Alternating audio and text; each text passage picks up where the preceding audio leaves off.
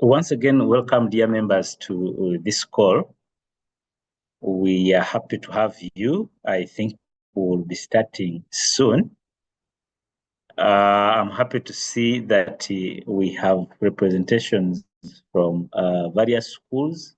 As people can see in the chat, we welcome all of you from the various schools around Kampala in different districts. Somebody says our channel is not live streaming. Is that right? Let me confirm. And I'll get back to you.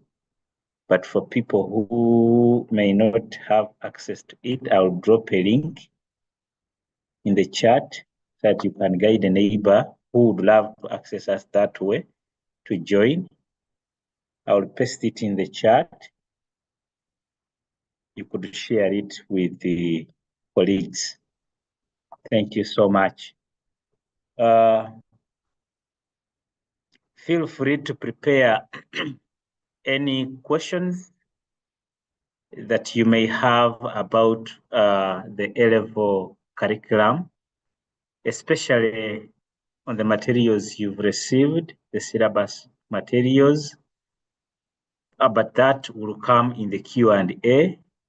We want to make sure that what you paste there is a pertinent issue that you may want us to give a comment on or answer in case it is a question. But also, there will be questions that arise or matters that arise from the presentation. Please feel free to type the question as soon as it comes in the Q&A so that we keep track of it. We'll ensure that we answer all these questions before we end this call. My name is Joseph Tibakanya. I'm a curriculum specialist, ICT. I am your host today. And once again, to confirm that the main presenter is audible enough and everything is clear, dear manager, please, we can see the screen. We want to also ensure that we can hear you. If all is okay, we will start the meeting immediately. Please, yes, we can see the video at least. Over to you. Thank you so much. Good afternoon, ladies and gentlemen. On this day, the 28th of February, we are sharing about the A-level curriculum, and I can see the numbers are growing. And I have just confirmed the live stream is on. And I guide that in an event that you are not lucky to be part of the Zoom call, please feel free to go to the YouTube channel. Our YouTube channel, we are streaming live this presentation. And even those who will have missed this presentation, you will still be able to access it from our YouTube channel after the call. So it is both synchronous and asynchronous. I think it's already time, so let us start. Some people will join us along the way, and one of the attributes we are trying to nurture is keeping time. So for now, I'm going to remove my video. At least you have seen the face, such that I continue with the rest of the presentation.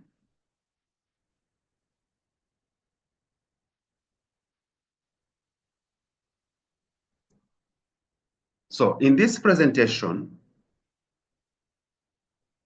we are going together share as head teachers, as teachers, as deputies, as directors of studies, we are going to share about the nature of the aligned A-level curriculum. How does it look like? How does it differ from what we have been used to? And in so doing, we shall be building the capacity of the different stakeholders, especially teachers, to interpret the aligned A-level curriculum. And once those two objectives are achieved, I'll count myself to have done what I intended to do through this presentation. But in an event that you realize that I have not met your expectations in a way of not answering some questions, please feel free to ask your question. I will be able to respond to it. The presentation outline. In this presentation, I'm going to highlight the key changes in the curriculum. And when I talk about the curriculum, I'm talking about the aligned A-level curriculum. I use the word aligned because it is aligned to the lower secondary curriculum. The interpretation of the syllabus document. It is also one thing that we are going to handle. And because of that, we are going to see what has changed and why. And then finally, I'll update you on work in progress. Once again, my name is Sima Gilbert Gift. I am the manager for secondary at the NCDC. So that was preamble. Let's now get started. Key changes. You all know that the lower secondary curriculum changed to bring in the issue of competencies. And because of that, it is competency-based. Along with that, we had the A-level curriculum that has been basically looking at objectives. It had general objectives, specific objectives, and other attributes that we have been used to.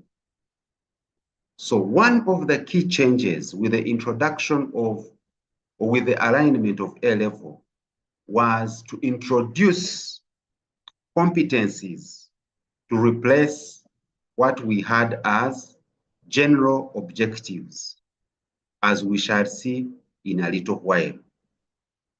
Another key change has been replacing specific objectives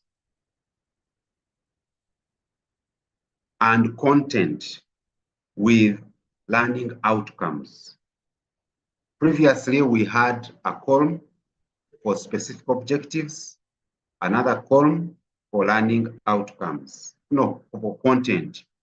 Those two have been replaced with learning outcomes. The other one was introduction of sample learning activities and suggested assessment strategies to guide teaching and learning. And then finally, adaptation of teaching and learning approaches to make them more interactive for acquisition of competencies. Also, there was revision of the assessment approaches to emphasize holistic learning and application of knowledge and skills. We also had the introduction of the 21st century skills, call them generic skills and values to be acquired by the learners during the teaching and learning process. Also, among the changes, we had merging related content to remove content overloads, to remove overlaps, and also remove obsolete content. That was also done as a major change. Now, with that, I want us to quickly go to the syllabus. On the left, I have a snapshot of the A-level biology syllabus. Topic 1 has been cell biology. And that's how it was structured. To the right, I have topic 1 of the new or the aligned A-level curriculum as cell biology. Now, when you read just the topic name, nothing has changed. But when you look at other details, a lot has changed. For example, the cell biology in the old syllabus had 36 periods. This one, we are saying you need 90 periods. What informs the change from 36 to 90?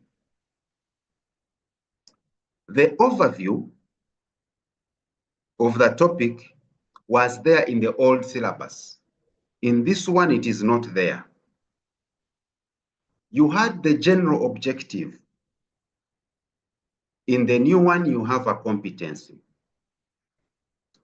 You had subtopic 1 as cell structure and microscopy. But to the right, there is no subtopic. Even the layout, you had specific objectives. To the right, they are not there. You had content. To the right, there is no content. There is no column called content. But definitely you cannot have a syllabus that does not have content. So the question is, if we are to do the interpretation, where is the content? So I've had some people say that nothing was changed because the same topics we had are the same topics we have. I am saying the same topics, yes, but a lot has changed as far as the intestines of that topic are concerned. So let us now go to the details.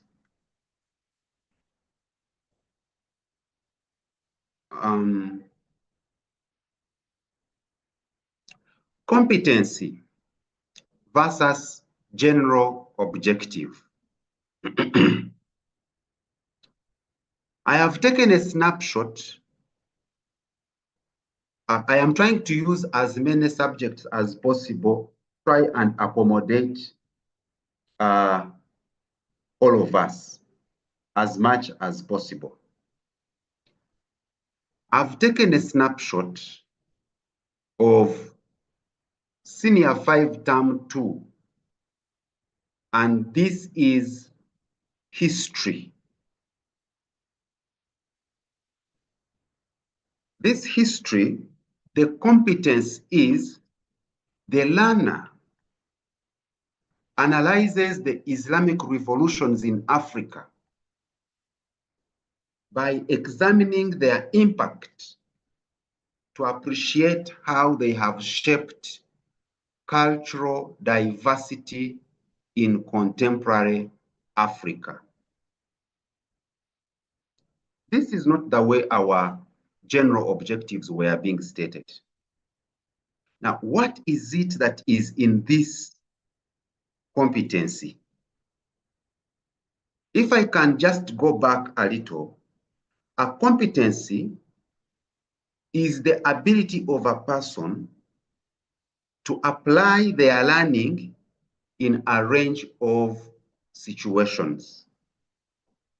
If we go back to the competency that we have just heard or read out, for example, you find that the learner should be able to analyze the Islamic revolutions in Africa. That is what this learner is supposed to do at the end of the topic, because the competency spells out what the learner should be able to do at the end of the topic. So after, and how is this learner going to analyze? By examining their impact to appreciate how they have shaped cultural diversity in contemporary Africa. It does not stop at only analyzing Islamic revolutions, but also brings this learner to apply what they have learned about Islamic revolutions to discuss how those Islamic revolutions, much as they happened in the past, how they continue to shape cultural diversity in contemporary Africa. In other words, a learner after studying this topic, the history is not remaining in the past. The learner is expected to make use of the past and discuss the present. That is what this competency is about. And because of that, it brings out that learner's ability to apply what they have learned in history. In this case, the situations where they are applying it is in the contemporary society, so in the contemporary Africa. So if history in the past was about knowing how things happened, in this curriculum, history is about knowing how things happened and the lessons we can learn from them, or how they have continued those things that happened, how they have continued to inform practices in the current society. That is just one competency. So based on just that explanation of this competency, it would be good for every teacher and every administrator to take time and study these competencies and analyze them, their implications, to understand what kind of change. Whereas the topic could have remained the same, but the truth is the details of how that topic should be handled have changed. Once again, we are live on our YouTube channel, NCDC at UG. In case you are having challenges joining Zoom, please feel free to use our YouTube channel. Now, after the competency, we have learning outcomes. And these learning outcomes, they are to the extreme left of the syllabus book. And these learning outcomes in a topic, when put together, they should be enabling you acquire the competence. Now, this has been picked from a different subject. If I remember very well, I think this could have been either history or CRE. No, this is geography. This is geography. Topic 3 in geography is world development. The learner demonstrates an understanding of development by analyzing spatial development patterns, development priorities, and factors influencing development, while proposing interventions to address disparities in development at the country or regional level.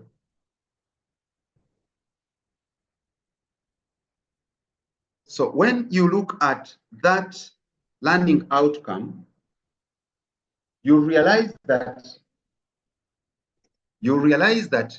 it is not only about world development and just knowing how different institutions developed, but it also has an element of the learner, requiring the learner to apply what they have learned from world development, propose interventions to address disparities in development in the country, that is Uganda, or at regional level.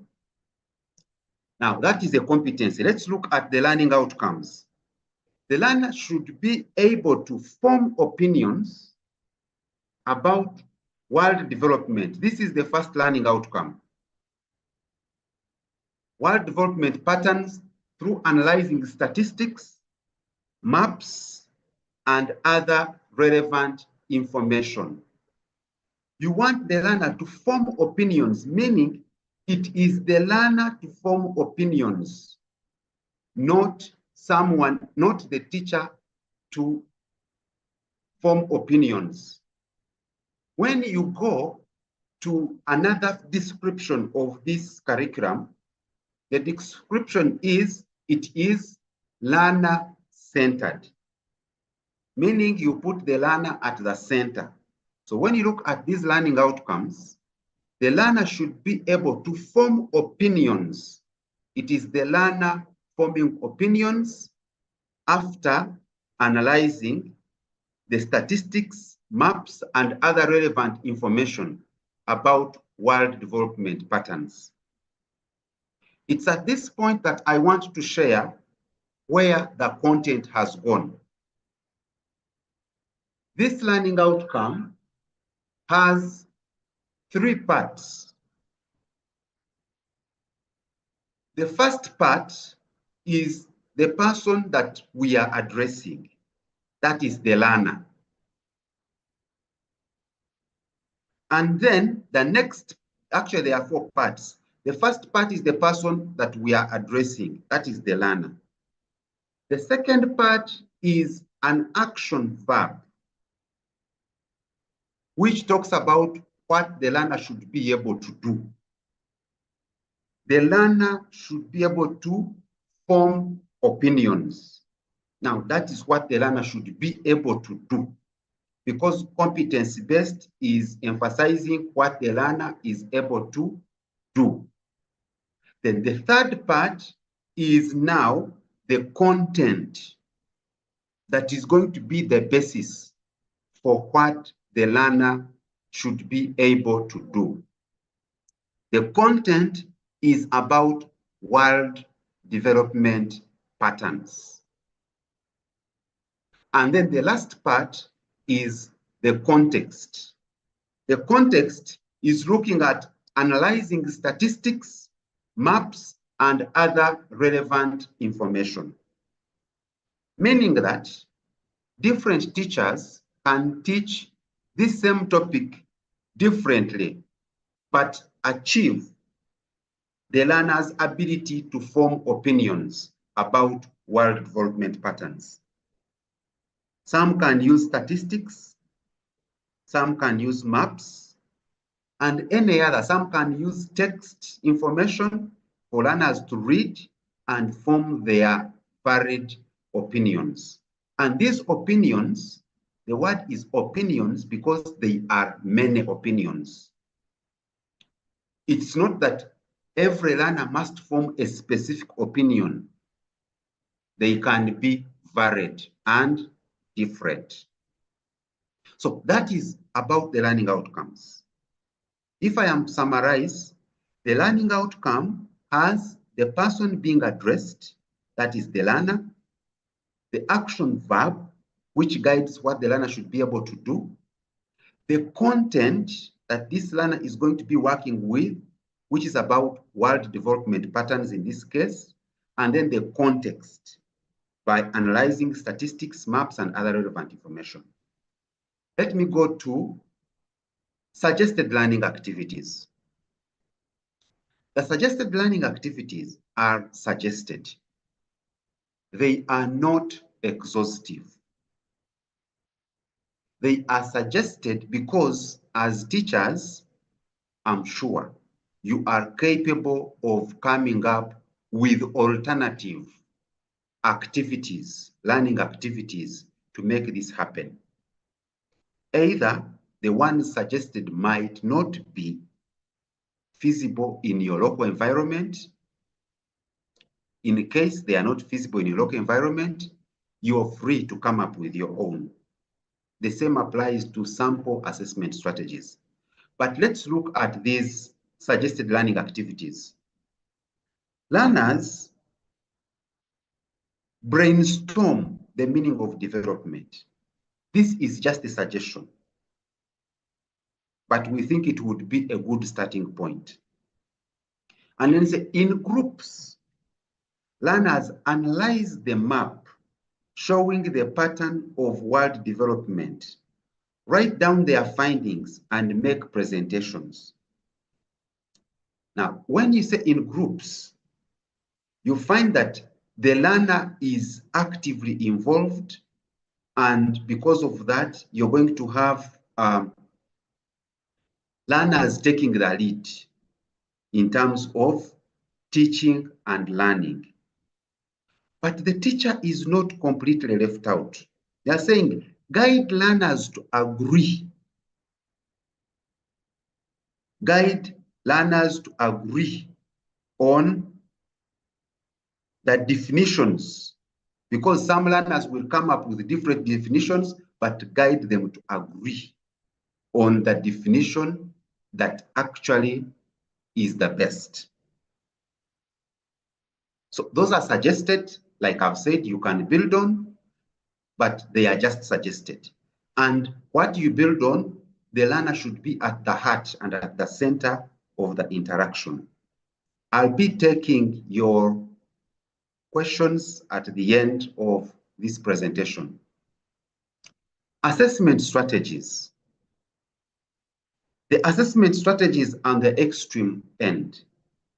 These assessment strategies, basically, it is the teacher that is heavily involved. And this is where the teacher applies the conversation. This is where the teacher applies the observation.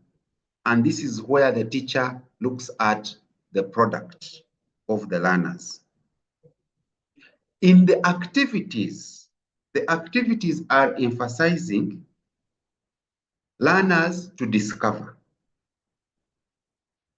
learners to explain, learners to apply what they have learned, and learners to analyze different situations. So the DEAR approach from lower secondary comes back here when it comes to learning activities. And when it comes to sample assessment strategies, the teacher is observing. When you're listening to learners, it's also an observation. And you can observe them discuss. And as they discuss, you are trying to find out or to ascertain whether learning has taken place. Because when they are presenting their work, they will be sharing with you to show whether learning has taken place or not. So sample assessment strategies can also change. They are not cast in stone. You can change them to take that which suits your local environment. Now, when you look at the suggested learning activities and the sample assessment strategies, all of them address the methodology of teaching and learning this curriculum. So the methodology of teaching and learning is combined in getting the suggested learning activities and assessment strategies. All of them are there. You cannot separate, you cannot completely say that suggested learning activities are not related to assessment strategies, because depending on the learning activity that you have suggested, then the assessment strategy will depend on the learning activity. Where are the 21st century skills? 21st century skills are there. Now, let me show you. When you look at methodology, the 21st century skills are acquired. You are not going to have a lesson for teaching 21st century skills, but they will be acquired during the course of the lesson. So depending on the setup of the lesson, the 21st century skills will either be acquired or they will not be acquired, but they are heavily dependent on the methodology that you have used. For example, in this very lesson, you'll find that when learners are analyzing documents, they are going to develop analytical skills. When learners are given a chance to make presentations and discuss between them, they are going to develop communication skills. But also, as they work together in groups, they are going to develop the collaboration skills. So they'll be able to cooperate. So in that way, these learners will be able to acquire the 21st century skills depending on how the lesson has been set up. In brief, that's what has changed. Now I'm going to share a little of what has not changed before this presentation comes to an end. The names and number of subjects on the A-level curriculum have not changed. If in the old curriculum, A-level, you had principal mathematics, it has remained principal mathematics. If you had clothing and textile, it has remained clothing and textile. If you had geography, it has remained geography. If you had music, it has remained music irrespective of what you have at a lower level, because I know you have a different name at the lower level. Also, the way combinations are formed has not changed. The textbooks and other instructional materials needed to implement the curriculum have also not changed.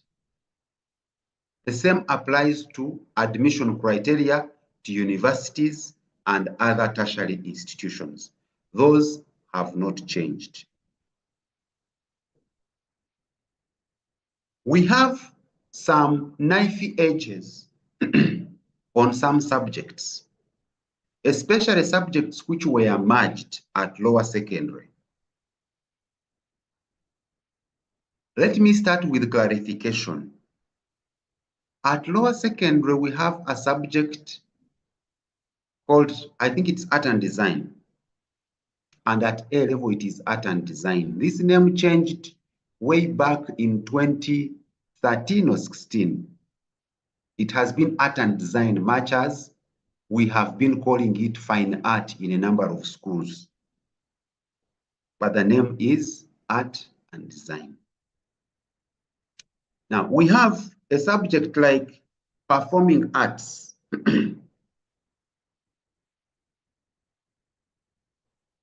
Performing arts, creative arts, and others. So we find that This subject at lower secondary is combining music, creative arts, contemporary music, performance. All those are together in that one subject. But when learners come to A level, they are going to find a subject, music. But the way it is packaged is the deal breaker. So study the way music is packaged. You'll find that it is different from the music which we had previously. Technology and design.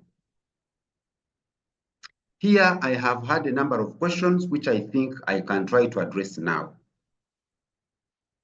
At A level, we had subjects metalwork, woodwork, and technical drawing. These subjects have not changed. Their names have not changed. They are there. But the way they are presented has changed. A student from lower secondary will do technology and design. But when they reach A level, now they will be able to choose whether to do metalwork or woodwork or technical drawing. It is similar to what happens between primary and secondary education for subjects like science and social studies. At a lower level, you have science, but when you go to S1, you will find chemistry, you will find biology, you will find physics. So it is the same arrangement for technology and design. We have nutrition and food technology. Nutrition and food technology feeds into food and nutrition. I've had a number of claims that this subject has been removed. It has not been removed. It is there. Just that because we did not change any names, it retained the name food and nutrition. Clothing and textile has been there at A level and it starts at S5. It has been designed in such a way that when a student picks interest in this subject at A level, they can even start it in senior 5 and continue with it. So do not disadvantage anyone who is interested in taking the subject with a claim that they did not have it at the lower level. They can start at senior 5 and continue with it. Work in progress. I have had a number of people asking about, so how many papers? And I have also seen some publications in the papers where people, when I say papers, I'm talking about the newspapers. People saying that the number of papers has reduced. Yes, the intention is to reduce the number of papers, but we have not yet communicated the number of papers. As a matter of fact, the development of assessment modalities is ongoing right now between NCDC and UNEP. That work is currently in progress. Those who are telling here about the number of papers, I don't know where they got that information from, but we have not given out such information. Also, what is ongoing is preparations for physical training. We are having a bit of a challenge with the number of A-level schools across the country. We've obtained some data and some people are saying it's not enough. There are a little bit more schools. But that aside, nonetheless, we have to go to the field such that we do some of these things practically. But till then, I'm going to keep sharing with us opportunities for online training.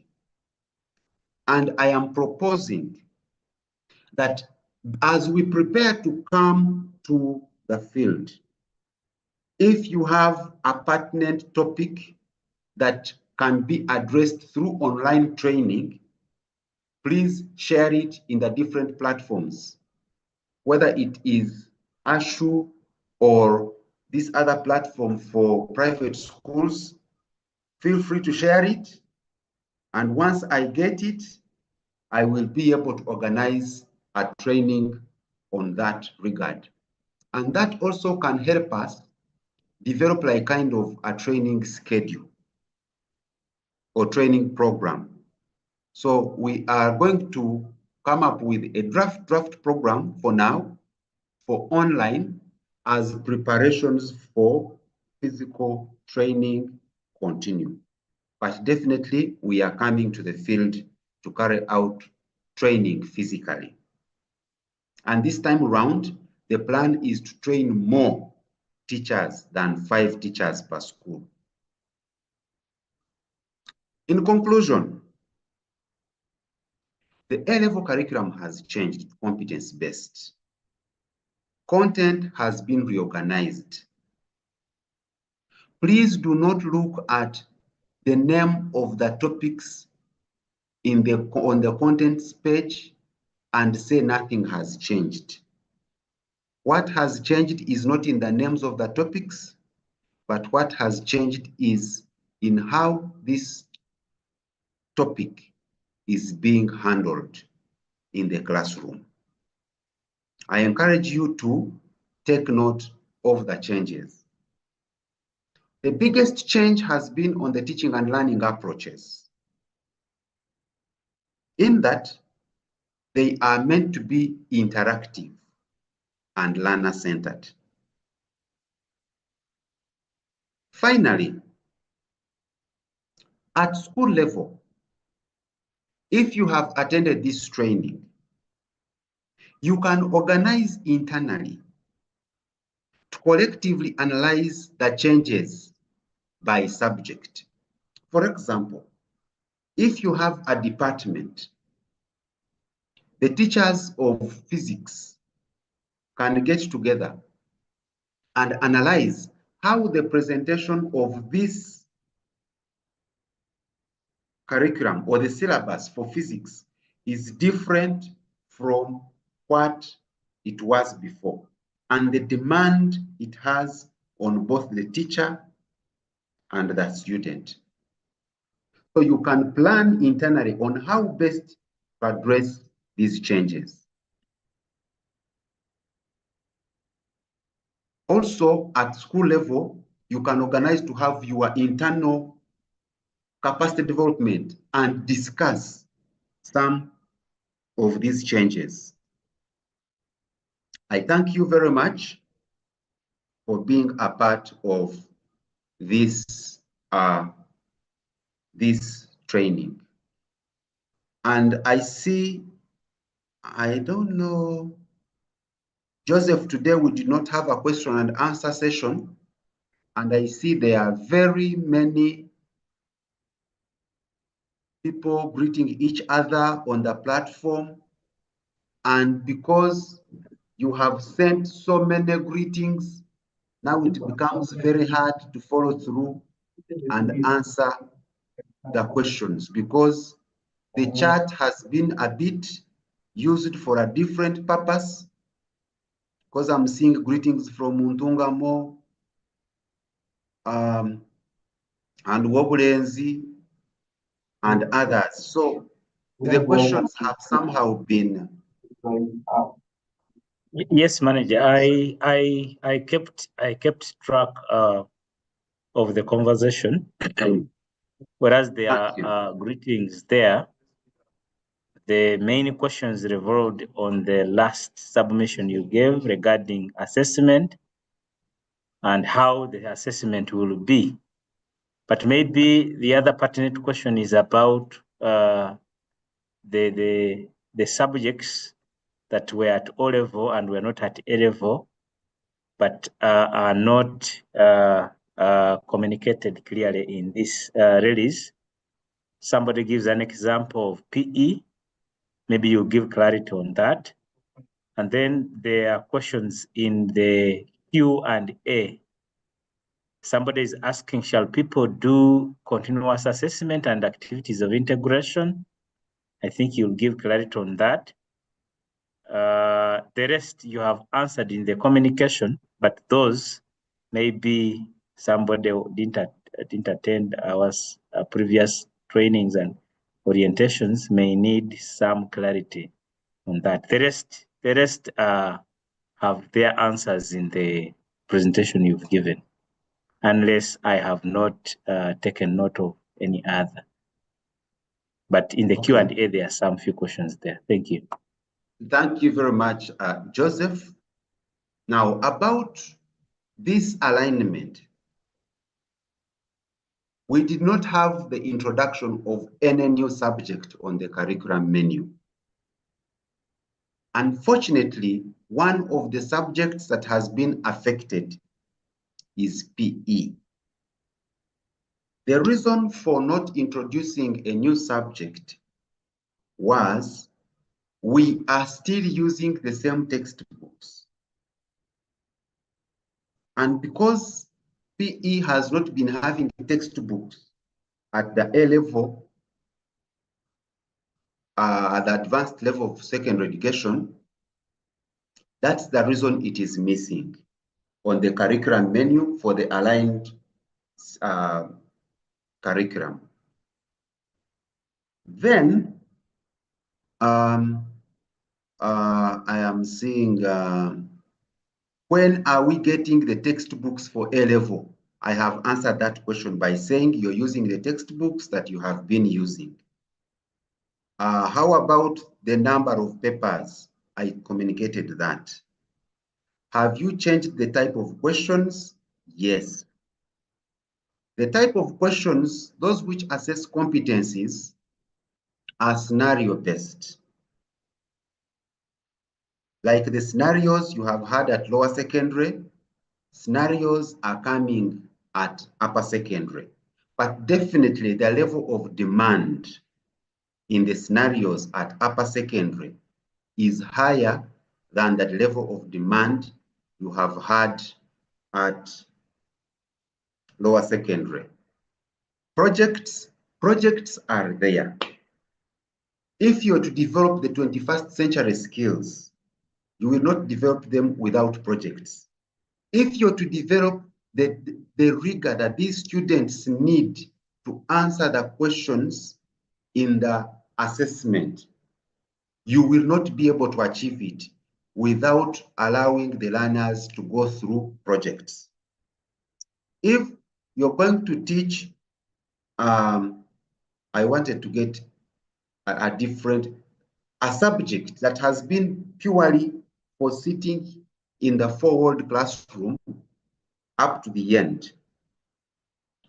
If you're going to teach like that, in the end, you find that your learners will lack the skills to attempt the assessment items that are being prepared right now. So it is good for the learners to get engaged, even get involved in projects. Number of papers, I've already talked about that. No one has that information now. This is work in progress. Still number of papers, I've talked about project. School-based assessment, yes, it will be there.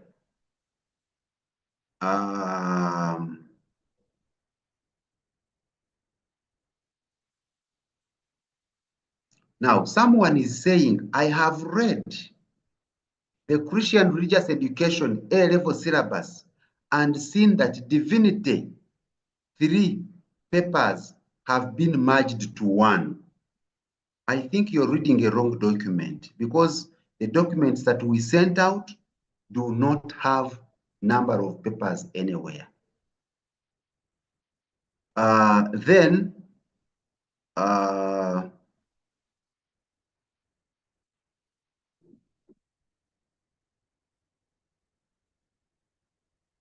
Mr. Sima, kindly talk about activities of integration.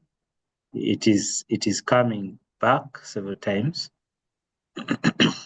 Okay, maybe I think I had not reached where it is, but activity of integration is there.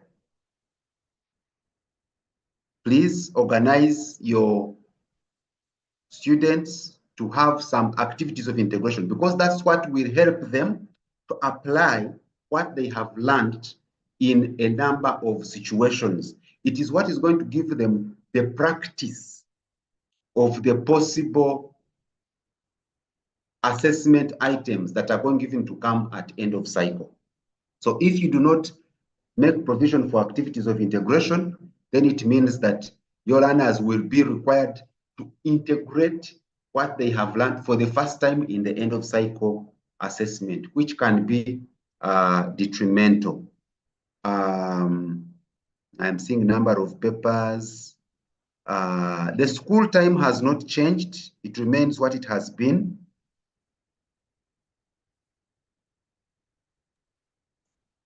Mr. Sima, let's talk about the teachers teaching the syllabus by choosing particular sections. The teacher A teaches sections A, B, C, D, and teacher B because they belong to a particular paper. So somebody is raising some issue there. Okay. I appreciate that the previous syllabuses had some bit of specialization, but in this one,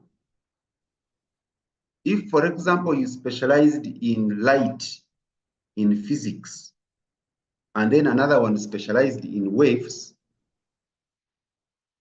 at the end of it all, you can go ahead and teach the way you've been teaching, but when it comes to the integration of the concepts, you might find that the activity that comes up will require the learner to mix and integrate the knowledge of waves with the knowledge of light in order to attend to a given issue. So me, I am thinking, this is a personal opinion. It's not written in the syllabus, but my personal opinion is it would be good to have collaborative teaching going forward, such that, because at the end of the day, this knowledge is not in this syllabus, knowledge is not compartmentalized. It is integrated. And one of the things that are being looked out for is the learner's ability to transfer learning and utilize what they have learned across different situations and scenarios. So that one is a good one, thank you. But that is my personal proposal and guidance. Submit, yes, you're going to take scores at, you're going to take record of the activities of integration. How are we going to teach these learners without dividing papers? If you are not dividing papers, this curriculum is not compartmentalized. So you think of how to get out of the papers approach such that it is an issue of knowledge and how it is carried across. Maybe for lack of a better word, I am saying the issue of papers is also one of the things that has changed. Because what was previously in one paper, in 3 papers, now might be 1.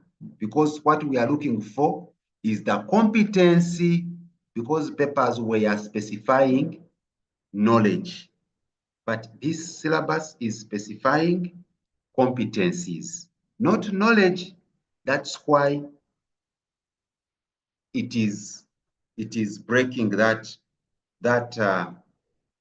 setup of papers. So I think I have answered all the questions. Mr. Tabakanya, those who have not been able, if you have joined late, I encourage you to go to our YouTube channel, NCDC UG. You will be able to again access this presentation from the beginning to the end. And the subsequent presentations that we are going to have will also be live streamed on our YouTube channels to make sure that we try and take care of all of us, those who are coming later and those who are able to start with us. Thank you very much. Thank you, Mr. Sima, for the presentation and the answering of the questions that people have raised. Dear members, this is not the end. You could have questions arising from this presentation after.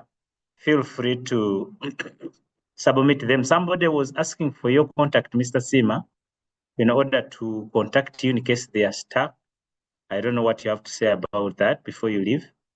But we can always have these sessions several times and ensure that we prepare for the Uganda we need through the education where we are serving. I also want to thank you once again for your attendance. Mr. Sima, what would you say about people were asking for your contact to reach you out, to reach out to you in case they are stuck on anything? For my contact, you can send me an email. Gilbert.sima at. You may drop it in the chat. So that let me drop it in the chat, but there are people who are on YouTube, so it's also important to mention it out. Yes, Gilbert.sima at maybe for the in the interest of people who are on YouTube, let me type it up and you show it on screen. Yes. Okay.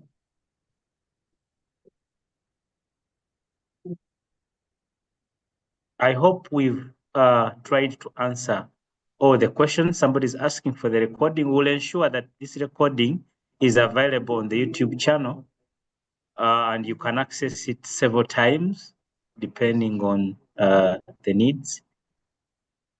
We will also ensure that we prepare subsequent presentations of the same, and we will inform you from time to time. So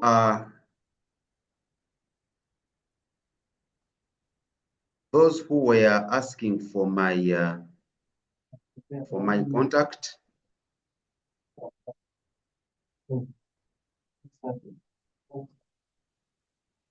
Okay.